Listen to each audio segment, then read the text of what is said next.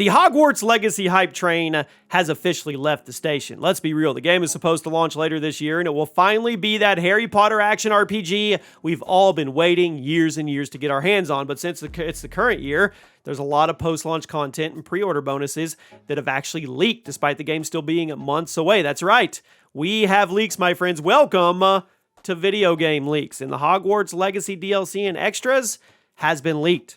We are going to go over everything. Make sure you guys follow the page. That's what we cover, leaks and rumors. Now, the news today comes from a Reddit user who actually dug into the source code of the game's website and revealed a laundry list of unannounced aspects of the game, such as post-launch content, retail exclusive steelbooks, and a lot more.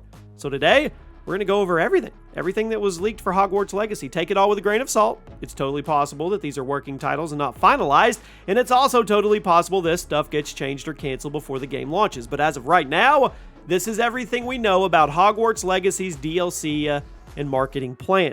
Now, according to the original leaker, there's 8 items that are listed as either digital only or digital deluxe only. Those items are as follows: the Thestral Mount, the Dark Arts Cosmetic Pack, the Dark Arts Battle Arena, Dark Arts Garrison Hat, Kelpie Robe, Steel Case, Floating Ancient Magic Wand and Book, and 72 hours early access to the game. Now, the last one, it's pretty self-explanatory. So at least one version of the game would get you, you'd be able to start playing 3 days before everybody else, which is pretty awesome if you're that eager to get going, which I am, and you probably are as well. Although it's unclear right now which version of the game will actually have this. My guess is the Digital Deluxe Edition. The other items, they seem pretty self-explanatory to fans of this universe, although it's not clear how much of a gameplay impact they'll actually have. Now, the steel case is likely a physical steelbook case for physical deluxe editions of the game, but we'll talk more about that a little later because there's some more details regarding the steelbook that you may need to know. Now, according to the leaker, the information here is absolutely legitimate because the only way you can modify the source code of a website is if you own it or are employed by someone who owns it, meaning the only way this stuff could have gotten into the source code is if a developer or Warner Brothers employee went in and manually did it. Now, granted, it's totally possible this stuff gets changed now that it's been leaked, but the leaker provided receipts for this. So all 8 of those bonus items were 100% on this website and put in manually by somebody that worked on the game, which to me, that's pretty solid validation. Now, the leaker gave their own speculation as to what each item could be, and we'll talk about that in a minute. Perhaps the most interesting thing they said, like I said, was about the steel case. Now, leaker seems to believe the Hogwarts Legacy steel case may actually be a Best Buy exclusive, so you won't be able to order it, you won't be able to purchase it from anywhere else. Now, in the Reddit post where they revealed all this, they said based on WB's 2 most recent titles, the steel case might be a Best Buy exclusive. Back 4 Blood offers a steelbook with any edition purchased at any time from Best Buy, but the Skywalker Saga steelbook was a Best Buy pre-order exclusive. Now, of note, that's what WB's Best Buy Steelcase partnership seems to be fairly new, as 2019's Mortal Kombat 11 included a steel case with the Premium Edition available at many retailers. 2018's Hitman 2, steel case, it was a GameStop exclusive collector's edition. Now, it's hard to tell if the exclusivity with Best Buy on the last 2 consecutive WB was indicative of a long-term agreement or not. So if you're already a Best Buy shopper, this isn't a huge deal. But if you have some kind of vendetta against that retailer, this may bug you. It remains to be confirmed, but we'll have to see. And if it ends up being that, it's going to make it scarce, which means it's going to be really expensive and people are going to get it and scalpers are going to put it on eBay. But that's a video for another day.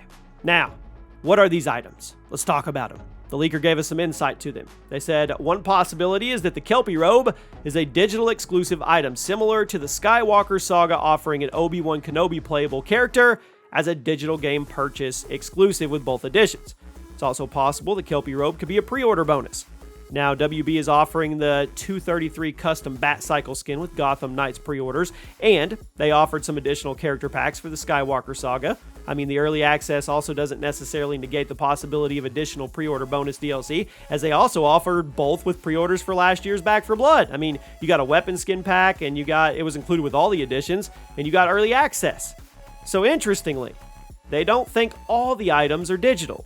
In the initial Reddit post, they said they think the Floating Ancient Magic Wand and Book is actually a physical item that's going to come with certain editions of the game as a bonus, which is really cool. I love physical game stuff. I know it's a dying thing, I just do.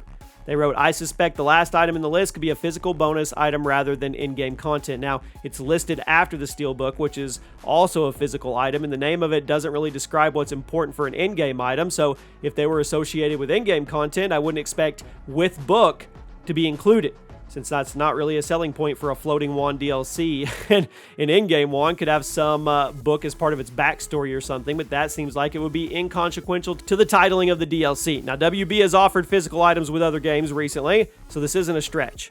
Lego Star Wars Skywalker included a Lego minifigure with the physical deluxe edition, and they were offering multiple physical items with the upcoming Gotham Knights Games Collector's Edition. So, the leaker pointed out that the developers of Hogwarts Legacy have stated flat out there will not be any microtransactions or in-game purchases. So the fact that there are so many bonus items in different editions, it's kind of weird.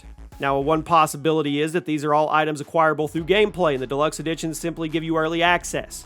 Another possibility is these items are legitimately locked to different editions of the game and will not be sold post-launch as microtransactions. Now, unless the devs are planning on making this stuff free at some point, there's a good chance you'll never get to experience this content unless you pay extra for the game when you buy it, which, that's lame if you ask me. If this is what keeps microtransactions out of the final game, I guess I'll deal with it. So what do you guys think?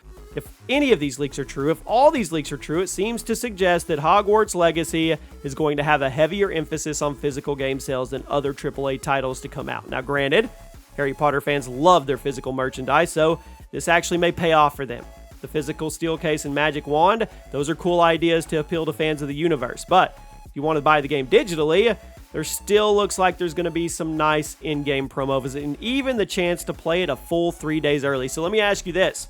What is 72 hours early worth to you?